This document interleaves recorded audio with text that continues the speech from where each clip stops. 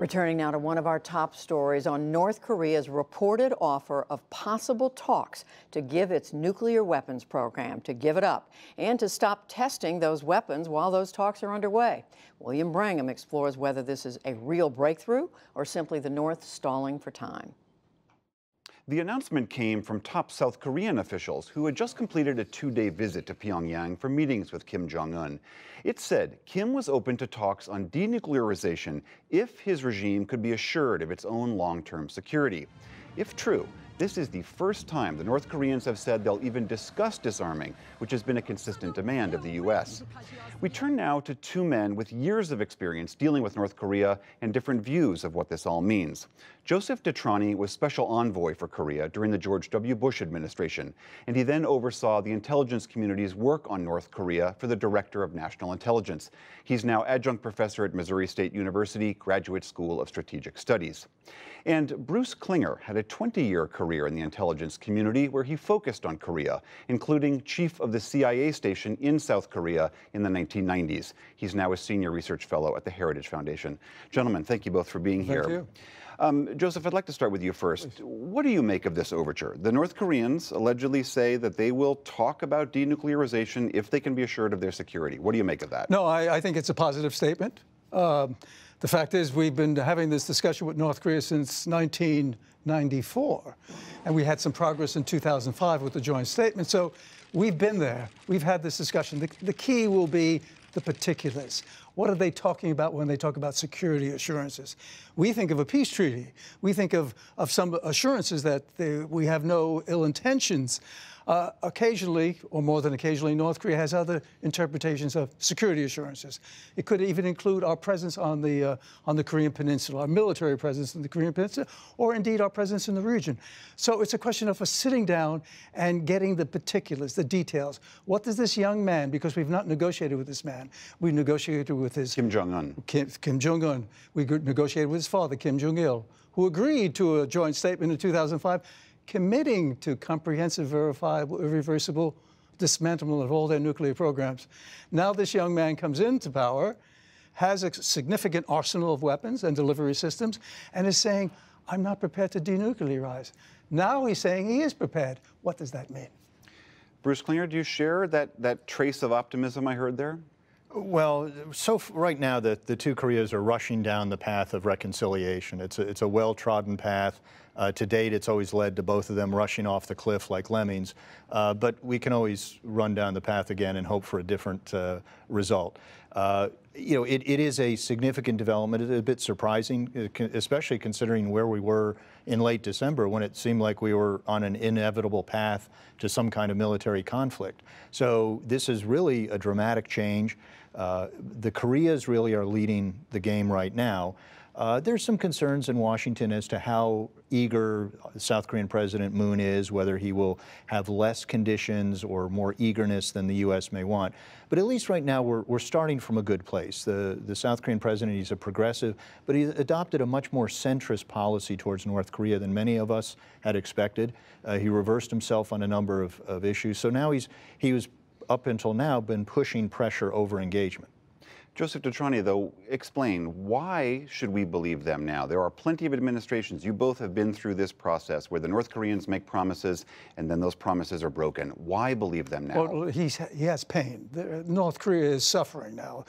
Indeed, because of our sanctions? Well, the sanctions are biting, there's no question. Also, the military exercises. I mean, we've introduced strategic forces in those exercises. These are the U.S.-South Korean exercises. U.S.-South Korean exercises. And it's got to be intimidating for North Korea. But also, I might add, Kim Jong-un has had a good year in 2017 in regards to his nuclear and missile programs.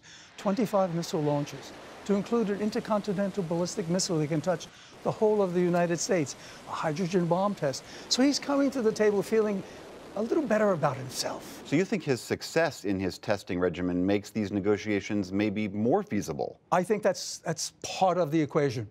It's not only the sanctions that are biting and the military exercises, the joint exercises that are intimidating. It's him feeling a little more confident that he has this arsenal and he'll be treated, I think, with what they usually talk about, greater respect. So what does that mean? It's the particulars, it's in the details. And that's why some exploratory discussions, I'm not saying negotiations. I don't think we should go into negotiations until we're clear as to what their intentions are. Is he serious about comprehensive, verifiable, irreversible dismantlement? That is our position, and it's a correct position. I think everyone agrees North Korea with nuclear weapons would be catastrophic.